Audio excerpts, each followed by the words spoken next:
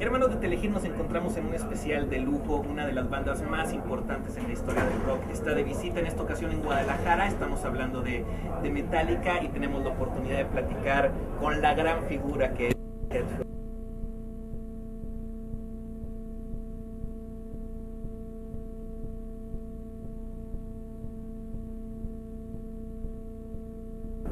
Muy bien. Okay. ¿Desde el principio? Sí, por favor. Gracias. Okay. Hermanos de Telehit, nos encontramos en un especial de lujo. Una de las bandas más grandes en la historia del rock se encuentra de visita ahora en Guadalajara. Estoy hablando de Metallica y tengo la oportunidad de platicar con un grande entre los grandes, el señor James Hetfield. Mr. James, it's an honor to talk with you. Hello, hello. All right. First of all, thank you very much for this interview. Hey, anytime. Thank you. Cool. Now, the first question, I really believe that everybody learns with everything that they do. And I want to know what could be the biggest lesson That no matter how much fire you have to walk through, it will end one time and things will be better. That this will pass. You know, we had a really rough time around St. Anger and around all of that, you know, the writing, the rehab, the Jasons, all of that stuff was a big test for us, and we came through that, and now we're flying as good as ever. So, yeah, there is hope. Awesome. And what about the songwriting? Can you explain us how was the process for this specific album? Well, a lot of this stuff, a lot of Death Magnetic was written on the road for St. Anger, and you know, the next record has been written on this tour. So that's usually what happens. And when we're putting or listening through the 65 CDs full of riffs, you know, you're thinking, oh yeah, that riff was in Toronto, 1998. Oh, that's great. Or, you know, you take a riff from something from the past, or you just, I have something that's personal for me that I think is good, I bring in, or the whole band just says, let's start from scratch now, go, what do you feel? And then you go. So there's at least 3 different ways that work for us. Awesome. So does that mean that you already start creating these things for the band studio? I think so. Well, there's always gears turning, and for me to feel like I'm moving forward, I need to write. I have to write, and it's whether I'm in a terrible mood, I can write, or if I'm in a great mood, I can write. So it's good, yeah, there's a lot of stuff already. You know, rehearsing before this leg, coming out here. You know, 4 days ago we're in the HQ rehearsing, and all I wanted to do was write new songs. Like, hey, we gotta play Creeping Death, okay? You know, so it's there always. Now, talking about yourself, long way before Metallica, during the time of Obsession, Phantom, Leather Charm, what could be the memories that you have as a musician about that time? Oh, well, in my mind, that's all I wanted to do. I was going to play guitar and be on stage. That was it. No matter who talked to me, they would hear me say that. You know, so what are you going to do when you're old? You know, my brothers would always make fun of me. Oh, you're going to be on stage, sign autographs. Like, yeah.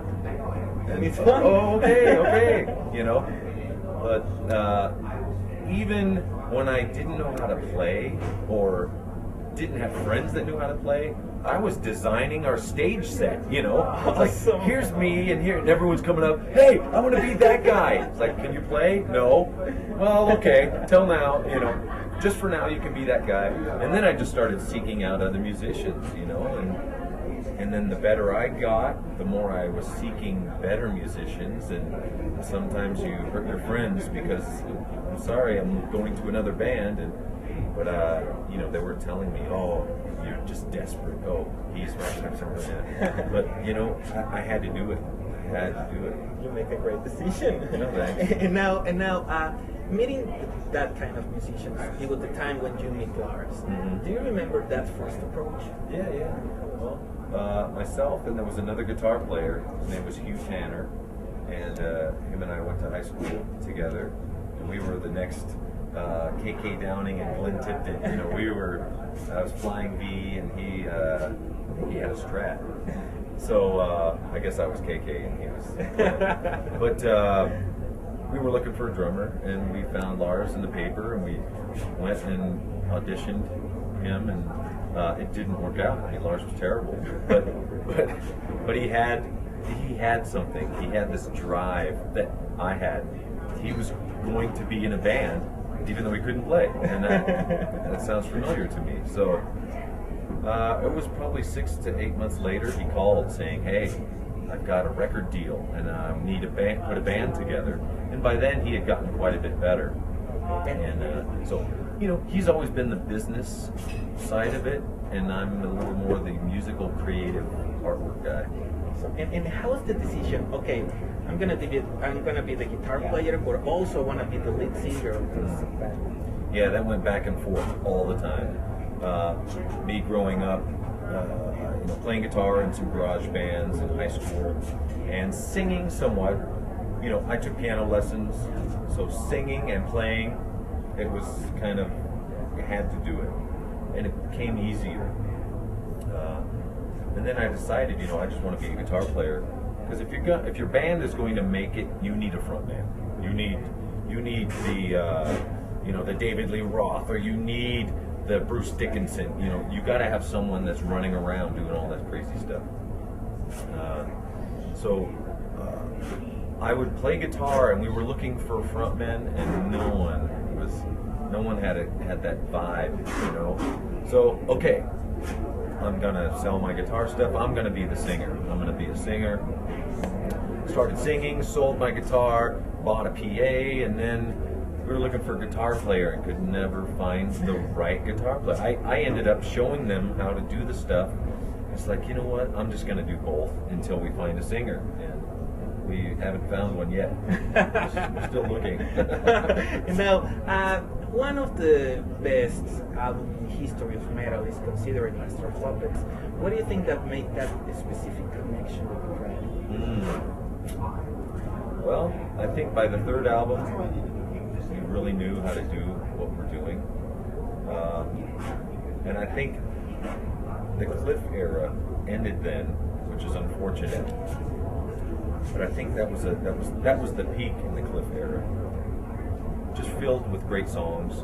We were a little more worldly. We had been on tour a bit, and a lot more confident.